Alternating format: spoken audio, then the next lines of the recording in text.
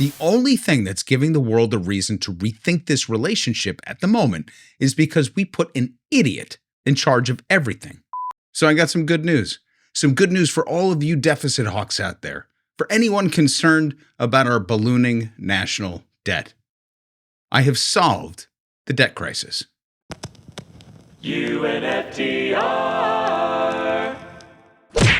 So our big budget episode is really beginning to take shape, and I'm kind of excited about it. So today I just want to kind of continue with our latest experiment to break up some of the big ideas into smaller chunks so that the whole thing makes more sense when we release it as a full episode here on YouTube. The full episode will be a deep dive into the federal budgeting process and speak to the differences between typical budget appropriation processes and budget reconciliation bills, which is how this one is moving through Congress. We're also going to talk about how this big, beautiful bullshit act punishes red states and rural states disproportionately, how funds are allocated between standing committees, misconceptions about the budget generally, the impact to entitlement programs, and today's subject, one of my favorites, debt and deficits. So the first micro episode that we just did before speaks to the impact of the budget on red states. This one is going to be a bit more meandering because it draws upon some work that we've done in the past, and it also reintroduces the concept of modern monetary theory, or MMT. Now, for those of you that are familiar with MMT, you probably have some strong feelings about it one way or the other. Some see it as dangerous and magical thinking. Others see it as obvious and clear-headed. I will say that the important elements of it, with respect to the national debt, should be self-evident as we move through this initial thesis here. This statement will make more sense as we move forward, but the setup for this is that currency issuing nations, think US dollar or Japanese yen, Swiss franc or British pound, for example, as opposed to nations that use the euro, these currencies, these nations have the ability to print their own money. The trick is whether they can do so without devaluing the currency or negatively impacting inflation, which is the most dangerous monetary phenomenon that can derail an economy. Moreover, among currency issuing nations, the United States stands on top of the heap because we're also the world's reserve currency. Now, this is a concept that's thrown around a lot, and I know people know that it's important, but I'm not sure that everybody can really say why. So we're going to unpack that a little bit today and more in future episodes. But it basically means that whether the world is purchasing our debt instruments for investment purposes or not, they're mostly settling obligations in dollar denominations. So there is a global macroeconomic reason to purchase U.S. securities beyond investing in our debt. The big, beautiful budget headline right now is about the CBO's revised estimate that H.R. 1, the bill that just came out of the House that's moving its way to the Senate now to be reconciled, would add $2.4 trillion to the federal debt over the next 10 years as a result of Trump's tax cuts. Now, I know this sounds impossible considering Elon Musk cut I think it was 72 cents from the federal budget at a cost of about $32 million, but yeah, the proposed budget is insane on so many levels, not the least of which is that it adds to almost every line item. See, that's part I don't think we're talking about enough. The reason the cuts to the budget are getting so much attention is because they're cutting fairly sacrosanct poverty measures and many of the good provisions of the Inflation Reduction Act that help promote green energy transition in the country. Other than that, I think people are going to be surprised at how much spending is actually left in this thing. It is an absolute beast, and that's one of the things that conservatives in the Senate have a real problem with. Now, revenue estimates, and remember, these are only estimates at this point, for 2026, which actually starts in October of 2025, is around $5 trillion, roughly. But the discretionary spending request from the Oval Office, which is kind of the baseline for what the H.R. 1 is working with, is around $1.7 trillion. Mandatory spending is around $4 trillion. And the projected interest expense on our debt is about $900 billion. So we're looking at a total outlay just north of $6.5 trillion on revenue of $5. That's a structural deficit. That's an imbalance. Now, Just a quick point to be clear in the new CBO projections, because I find that the way that these figures are discussed in the media is kind of confusing. I mean, I find them confusing, so I think it's worth working through this a little bit. The additional 2.4 trillion added to the national debt is over and above what was already projected in prior out-year budgets. See, when the Congress puts forward a budget, it's required to carry it out for 10 years to understand the total impact if everything in the current budget stays the same. It's called a baseline budget. So, the current baseline projections already showed that we would have a $1 trillion deficit and that it would add to the $35 trillion in total debt. So, all things being equal, this number would already have grown under current policy, basically Biden's budget, assuming no good or bad economic changes and all things being equal scenario, that the debt would grow to $47 trillion in 10 years. That's what this administration was dealing with coming into it. What the CBO is saying is that the extension of the Trump tax cuts to the long term and the short-term tax cuts on things like eliminating tax on tips would be an additional $2.4 trillion to the already expected debt, and that would bring the total to $50 trillion in total debt by 2034. All right. So what's that good news again? Right, the good news. Well, all right, before we get to that, I want you to look at debt another way, in a way that literally only the United States, as a sovereign currency issuing nation and reserve currency of the entire world, can look at it. Money does not self-immolate. When it's printed, it doesn't just burst into flames if it's not being used in the overall economy or being taxed back into federal coffers. Think of all the money that we print and we send into the world economy.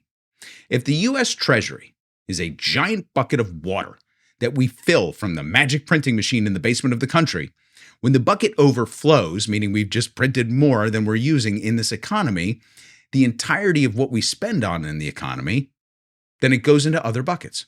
So for ease of understanding, the biggest buckets that get poured into are US consumers and corporations. So let's say the US government sends $100 into the economy, but it only takes back $80 through taxes and other revenue. That means that they just gave us an extra $20.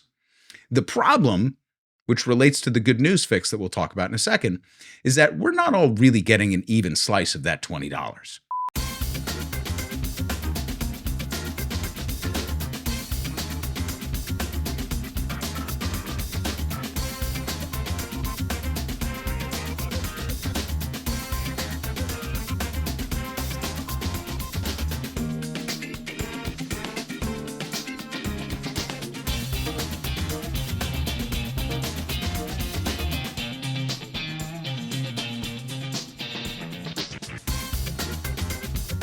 If the government sends $100 into the economy and only takes back 80, what the Democrats say is, cool, increase taxes and make the 80 100. Problem solved. The Republicans are like, fuck that. Make the 100 80 by cutting spending. So now that you know that the government's debt is the public's surplus, we can move on. So let's do a little back of the napkin math to talk about that big looming $35 billion in debt, that eye-popping number that has everybody so freaked out. So dig this. We know from prior episodes that we've done in basic math that U.S. corporations are sitting on $4.1 trillion in cash. Now, this is the result of cheap, easy money that's been flowing through the economy and into corporate hands since 2000. That really accelerated, by the way, during the financial crisis, which led to historic corporate profits over the past 15 years in particular. And we know that they have the money and they love to spend it on themselves because they're buying their own shares back. The value of stock buybacks in 2025 set a record. So corporate America is flush with cash. Now, we also know from prior episodes that wealthy U.S. individuals and corporations have parked around $4 trillion in offshore accounts. So put them together, that's $8.1 trillion just kind of sitting around doing nothing. But wait, it gets better. The top 10% of Americans are also sitting on, get this, $14 trillion in liquid assets. So that's over $22 trillion just kind of hanging out. But there's more. Did you know that the Department of Defense has failed over a dozen audits and still can't account for $2.6 trillion in assets as of 2024? I think we should send them a fucking bill. And that would bring us to $25 trillion that we should just kind of take back. If the conservatives are so concerned about the debt, then just go get the money back, right? It's like a repo.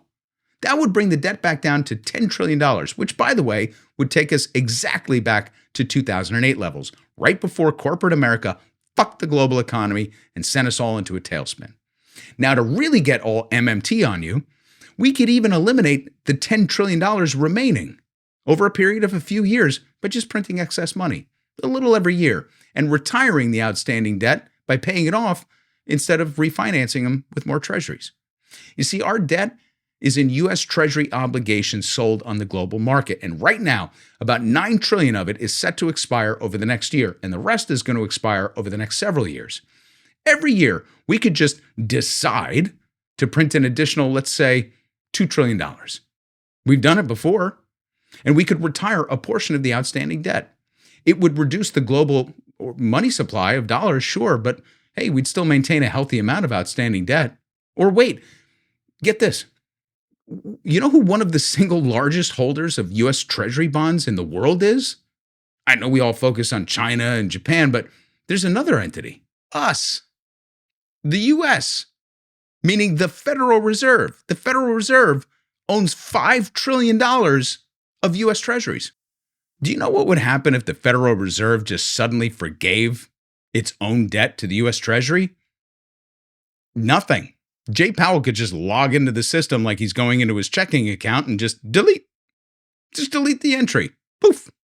So now we'd only have to retire $5 trillion over the next 5 years, and it's all gone. Now here's the thing. None of that makes any sense, but it is possible. Now let's talk about why it doesn't make any sense. The Fed owns these treasuries because it needs a reserve to provide liquidity into the system in the event that the shit hits the fan, as it's done before. And it doesn't just always want to print money because printing money means that it could devalue the currency. So no, it shouldn't forgive these notes. The point is, we're lending money to ourselves. We're both the loan shark and the mark. And selling U.S. treasuries onto the global market also means that there are U.S. dollars circulating around, making the whole global economy turn. So we don't want to do that either necessarily. But there are decent policy rationales to maintain a healthy debt when the funds are used to stabilize the global economy and provide liquidity in a crisis. But that other $25 trillion is something we can and should talk about because maybe there's some fiscal interventions that kind of make some sense. So let's talk about it. Sending a bill to the Pentagon, that's tempting. But let's be realistic. That's once again one pocket to the other, both government entities. So it's really the $22 trillion in excess money that lives in the pockets of millionaires, billionaires, and big corporations that we can talk about. There comes a point when the excess dollars that have been circulating through the economy wind up sitting on the sidelines, and that's the moment when those kind of funds have diminishing returns. So think back to the Clinton administration, which engineered a budget surplus, which is the last time that we had one in the United States. The deficit hawks were celebrating right before we plunged the economy into a recession. And that's because if we go back to our original analogy, the government surplus was the public's deficit. So that excess money, would you rather have that in people's savings account, paying down debt, circulating through the real economy, investing in research and development, and doing things and working for you? Or would you rather have it in the government's pockets? The answer is you'd probably rather have it in our pockets so it's doing things, but you want to do it at a certain level where it doesn't overheat the economy, create inflation, and so on and so forth. But there's no reason for that excess money just to sit there and park itself into the hands and the pockets of the wealthy, especially if it's going to go offshore. And this all goes back to the end of the Bretton Woods system and having an understanding of what money is today as opposed to in years prior. The Bretton Woods system allowed for monetary growth by pinning currency value to gold, yes, but allowing it to float at a multiple of it rather than be tied to it one-to-one. So we were able to increase the circulation of absolute dollars in order to rebuild the global economy. The reason the convertible product of monetary value became the dollar was because it was understood that the dollar was the most stable currency in the world coming out of the war. So we didn't just win the war, we won the world by having the reserve currency. So when Nixon took us off the gold valuation principle and allowed the dollar to float freely, it meant that the underlying valuation was no longer gold, and gold was replaced by faith. Faith that the word of the United States was its bond, nothing more, literally nothing more than that. And here's the thing, despite the debt and deficits, it still is. The only thing that's giving the world a reason to rethink this relationship at the moment is because we put an idiot in charge of everything. The flight from US Treasuries and the dollar isn't a lack of confidence that we won't honor our debt. It's punishment. It's punishment for the tariff war and just for generally being assholes. If it was a lack of confidence in the strength and value of the United States as a hegemonic power and someone that stands up to its debts and the reserve currency of the world, the US Treasury and the dollar would have imploded in the great financial crisis. Instead, they remained stable because there was faith in our leadership at the time. So why am I going through all of this again? Because the entire conversation is still around the debt and deficits, and the two-party system sees the issue in a binary framework. Cut expenses or increase revenue. Ne'er the two shall meet. And so long as we continue with this framing, we're never going to break this cycle. The only thing that matters to the United States specifically is that we maintain price stability. So the value of the dollar has to correlate with the expectation of value in the market, meaning that a dollar buys what's fair and rational, commensurate with market expectations for goods and services, and what the general public can afford to spend and receive and to exist and thrive. So that's what the imbalance is right now. This is what we're going to explore in greater detail in the Big Beautiful Budget episode and in future MMT episodes. The point here is to reframe the way we think about debt and deficit spending. Deficits aren't necessarily a problem. It's how much of the deficit goes into the hands of the few and doesn't circulate through the real economy. With this surplus, which hits a diminishing return once individuals and corporations start hiding it offshore or buying back stocks or investing in highly speculative assets, hello Bitcoin, then we need to have a fiscal intervention conversation. The GOP, for example, wants to cut $880 billion from Medicaid over the next 10 years. Well, how about reshoring the $4 trillion being hidden in offshore accounts instead? They want to cut $230 billion in SNAP benefits over the next decade. How about cutting the Pentagon budget dollar for dollar for the amount that they can't account for on their balance sheet? $2.6 trillion also over the next 10 years. We'll cut $260 billion every year from their fucking budget. The GOP says that SNAP has to cut because of the 1% of fraud in the system. So considering the Pentagon lost track of $2.6 trillion, I think that certainly warrants putting them on a tight leash, no? There are a ton of ways, even if we don't go to these extremes, that we can get to a balanced budget. But is that really what we want? See, we have to recognize that this means that making the government whole is taking away from the public. But we can talk about a budget deficit that inconveniences a relatively small portion of the population as well. Also, because of the unique role that we play in global finance, you have to tread carefully when you're thinking about this stuff. As I've said before, I'm not a burn it all down guy, but I am a proponent of shifting our thinking and our policy mindset to rewarding and uplifting the masses rather than continuing to provide benefits to the elite. They've had a good run. Do you know how I know that? Because we have a $35 trillion debt. And now it needs to come to an end one way or the other. We need to stop looking at debt and deficits in that binary framing. Deficits can be a net positive in the post-Bretton era so long as there's price stability, faith in our leadership, and that are not so extraordinary as to pass the point of diminishing returns, because our reflexive response to that is always to punish the wrong people. Anyway, more to come on all of this, plus really tackling the big budget bill. But for now, here endeth the lesson. This is the story of a political pundit who looked at the world around him and just said, fuck it. Gives the middle finger to authority and says, kiss my ass. But instead of a revolution, he started a podcast. Just what the world needs. Started a podcast. Another basic white guy who started a podcast. But it's fun because he